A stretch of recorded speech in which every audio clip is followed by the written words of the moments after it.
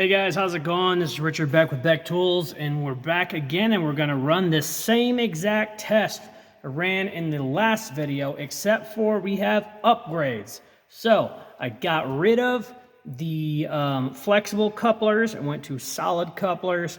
We're going to see if that makes a difference. Also, I had the stepper drives turned to 50% power at idle. So if there is not a signal going to the drive, it will go down to 50% power.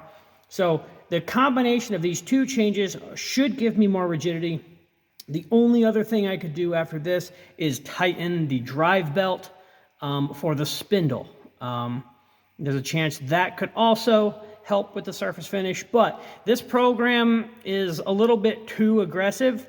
And the reason I'm doing that is so that I can see the change more easily. If I had a program that was like, you know, I figured out a way to make it work, then, you know, the change wouldn't be near as dramatic. So this one here, it didn't break the tool last time, but that doesn't mean it won't break the tool this time. It's the exact same program, but the couplers are rigid and the drives are turned up. So hopefully that doesn't cause anything to break. I'm going to run flood coolant. I'm going to start with 100% just like I did last time, and if it goes really badly, I'll turn it down.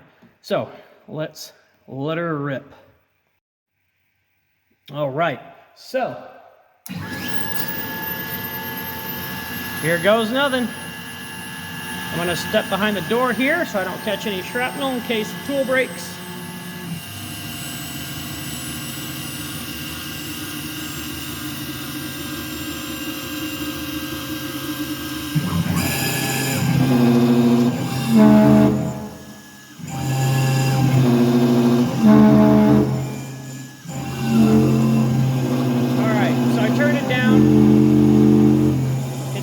That much different. I turned it down to 50%. Last time I did have to go slower than 50%, so it is doing better.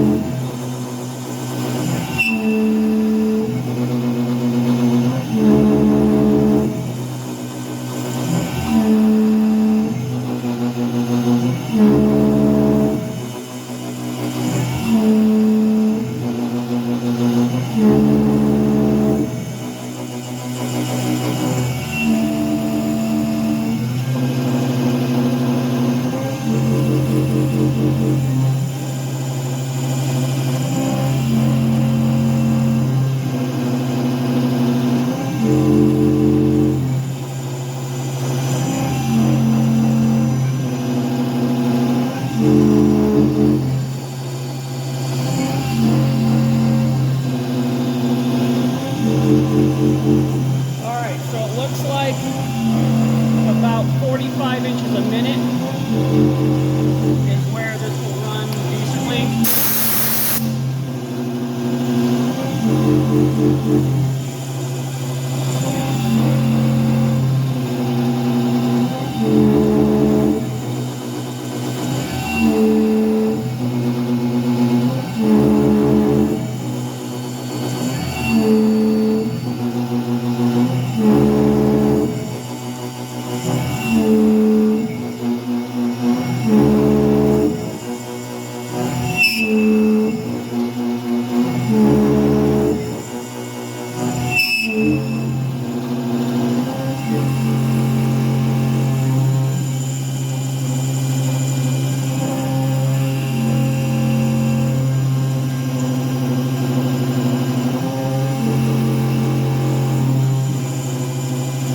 That's 30 inches a minute. Still getting some vibration. I do want to try to run this at a higher feed rate. So I may, now that I've gotten a little bit more performance, I might try to adjust the step over and increase the feed rate to see if I can't turn this up. My goal is to run this at like 100 inches a minute. Right now I'm at 30. That's 40.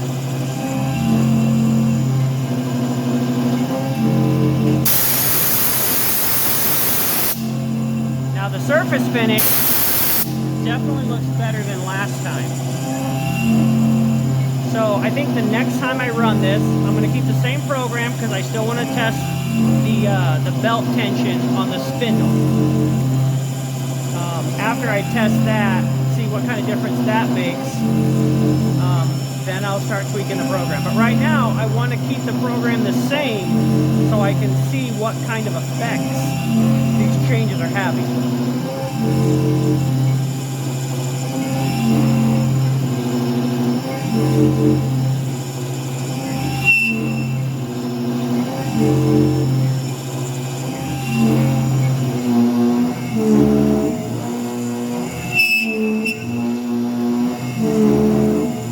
Try to turn down the RPMs.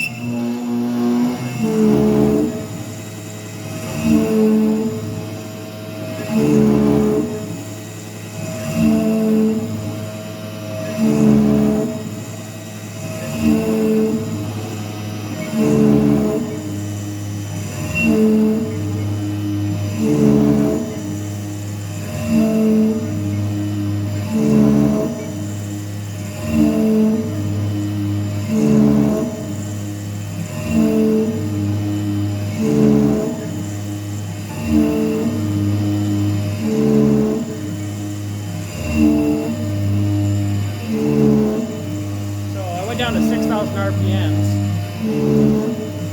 Still.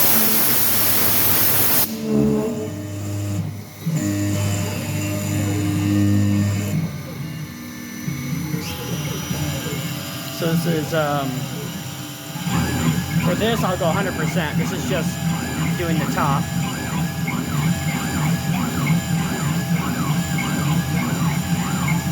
And we'll take a look at this part once it's finished.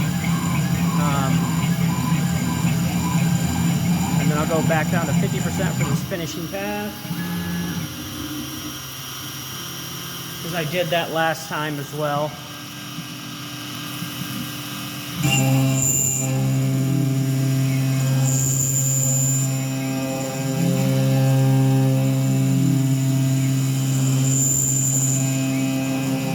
And maybe less step over isn't the answer. Maybe more step over would give me more surface area contact and less vibration.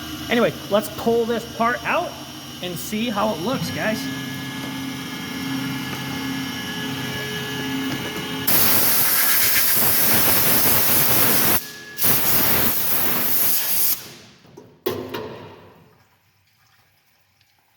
All right, let's get in here. And this is all filmed real time. I did accidentally hit the stop button, but I started it right back up without changing anything, so I will have to splice those two together. Okay, let me zoom out.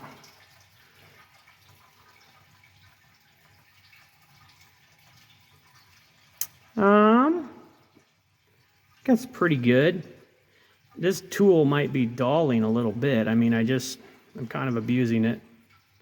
But overall, I think if you were making steel parts, this would be an okay part. You could run a chamfer around the top. You could throw that in a tumbler.